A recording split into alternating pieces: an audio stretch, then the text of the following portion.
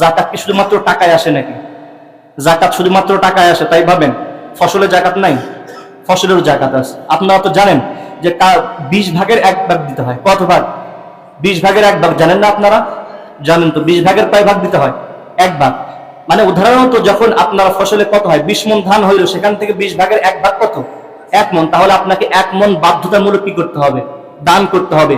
যদি ওই 1 মণের 1 কেজিও আপনার ভিতরে রেখে দেন, তাহলে আপনি ওটা নাজায়েজটা রেখে দিলেন। কি করলেন?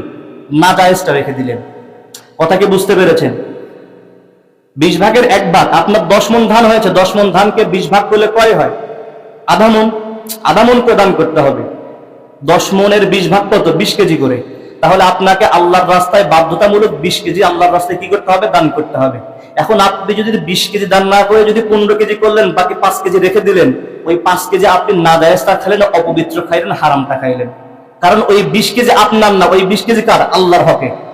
বুঝতে পেরেছেন? এখন কিন্তু অধিকাংশ মানুষ কি এটা করে? অধিকাংশ মানুষ এটা দেয় না। এটা দেয় না, অধিকাংশ মানুষই দেয় না। যারা এ সম্পর্কে জানে, সতর্ক, তারা যারা ভাবে যে আল্লাহ তাআলা আমাকে দিয়েছে 20 মণ, তাহলে সেখান থেকে আল্লাহ তাআলা আমার কাছ থেকে চেয়েছে 1 মণ, তাহলে আমি আল্লাহকে দিব না কেন?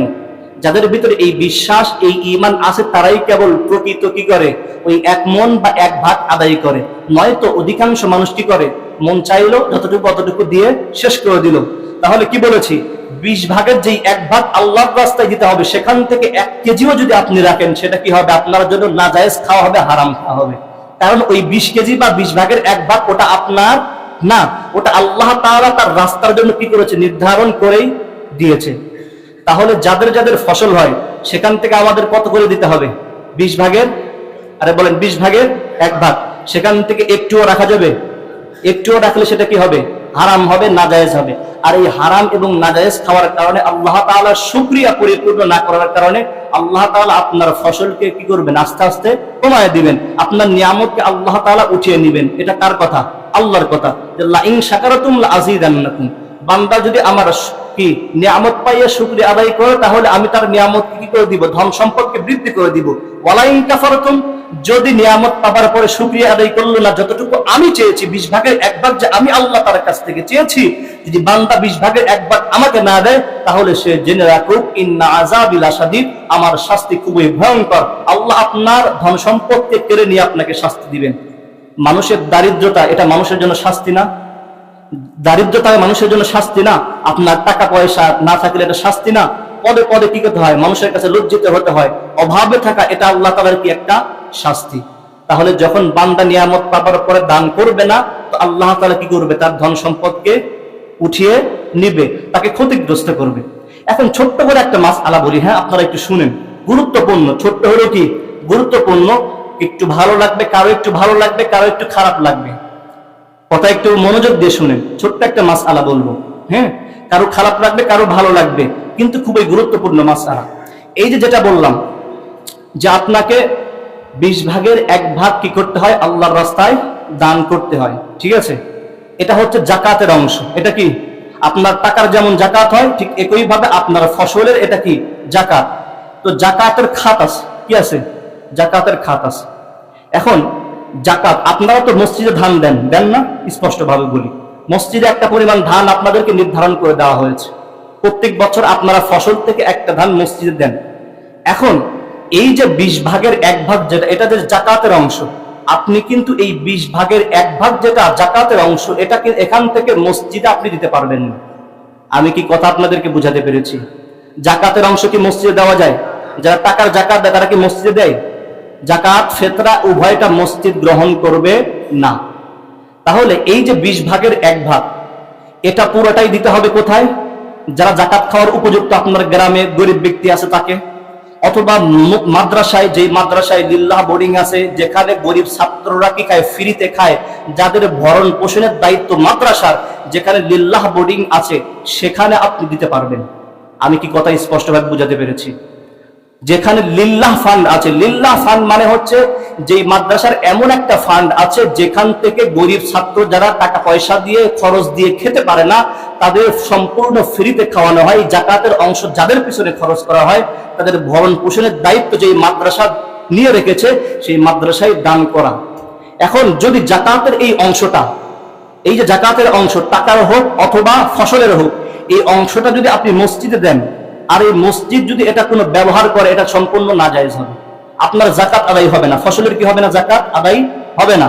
এমন কোন জায়গায় দিলেন যেখানে জাকাতের ফান্ড নাই, যেখানে লিল্লাহ ফান্ড নাই, যেখানে গরিব মিসকিনদের পিছনে ব্যয় করা হয় না, যেখানে কোনো সেরকম ফান্ডই নাই, তাহলে আপনার জাকাত তো আদায় হবে না।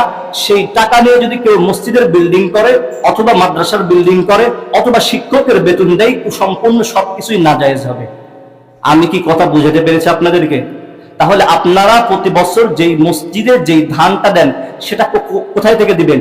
ওই 20 ভাগের 1 ভাগ বাদ দিয়ে আপনার যে 19 ভাগ আছে সেখান থেকে আপনাকে মসজিদে দিতে হবে। আমি কি বুঝাতে পেরেছি কথা? বুঝতে পেরেছেন? যেহেতু প্রত্যেক বছর আপনারা এটা দেন, তাহলে 20 ভাগের 1 ভাগ বের করে ওই 1 ভাগ বিভিন্ন গরিব মানুষ যারা আছে তাদেরকে দিবেন, বিভিন্ন মাদ্রাসা থেকে আসে যেখানে লিল্লাহ বোর্ডিং আছে তাদেরকে দান করে দিবেন। আর মসজিদে দিবেন কোথায় থেকে? আপনার যেই 19 ভাগ আছে বাকি, সেখান থেকে আপনি কি করবেন? মসজিদে দিবেন। আমি কি বুঝাতে পেরেছি কথা আপনাদেরকে? তাহলে এটার উপর আমল করবেন। যদি আপনি 20 ভাগের 1 ভাগ যেটা জাকাতের অংশ সেখান থেকে মসজিদে দেন, আপনার জাকাত আদায় হবে না। আর মসজিদের সেটা যদি গ্রহণ করে মসজিদের কর্তৃপক্ষ, সেটা গ্রহণ করে যদি মসজিদের যে কোনো কাজে লাগায়, সেটা সম্পূর্ণ নাজায়েজ হবে। মাসালা ক্লিয়ার করে বুঝাতে পেরেছি আপনাদেরকে? তাহলে সামনে থেকে কি করবেন? যারা এতদিন জানতেন না, ভুল করেছেন, সেটা আল্লাহ মাফ করবে, কিন্তু সামনে থেকে দিলে কোথায় থেকে দিবেন? 20 ভাগের 1 ভাগ বাদ দিয়ে বাকি 19 আপনার যেগুলো আছে সেখান থেকে কি করবেন? মসজিদে দিবেন। আমি আপনাদের মাসআলা বুঝাতে পেরেছি? এবং বাকি 20 ভাগের 1 ভাগ সেটা কোথায় দিবেন? যেখানে লিল্লাহ ফান্ড আছে, মানে লিল্লাহ বোর্ডিং আছে, যেখানে গরিব ছাত্ররা খায় এমন মাদ্রাসায়, সেখানে দিবেন। বুঝাতে পেরেছি কথা? জাকাতের সমস্ত খাতের একটাই খাত, আপনার জাকাত এসেছে সেটাও সেই গরিব দুঃখীদের দিতে হবে অথবা সেই মাদ্রাসায় দিতে হবে যেখানে কি আছে? লিল্লাহ বোর্ডিং আছে, যেখানে গরিব মিসকিনদের পিছনে ব্যয় করা হয়।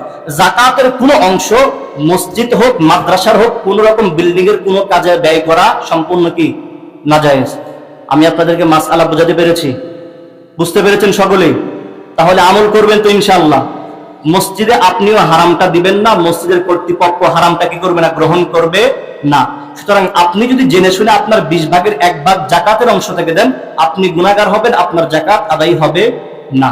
মসজিদের কর্তৃপক্ষ তার আপনার কাছে গিয়ে বলবে না যে ভাই আপনি কোন অংশ থেকে দিলেন। আপনি জেনে শুনে দিলে গুনাহগার আপনি হবেন, আপনার জাকাত আদায় হবে না। তাহলে ছোট্ট করে মাসআলাটা ক্লিয়ার করে দিতে পেরেছি আপনাদেরকে? তাহলে 20 ভাগের 1 ভাগ থেকে দিবেন না, দিবেন আপনার সাধারণ দান থেকে মসজিদে। ঠিক আছে? বুঝতে পেরেছেন? অনেকেই কথা বলে না, অধিকাংশ মানুষকে তো বাধ্যতামূলক দিতে হয়। সুতরাং যেটা বললাম এটার উপরে সামনে দিয়ে কি করবেন? আমল করবেন। আর 20 ভাগের 1 ভাগ যেটা সেটা কি করবেন? গরিব মিসকিন যারা জাকাত খাওয়ার উপযুক্ত তাদেরকে দিয়ে দিবেন, বিভিন্ন মাদ্রাসা থেকে যারা আছে তাদেরকে দিয়ে দিবেন।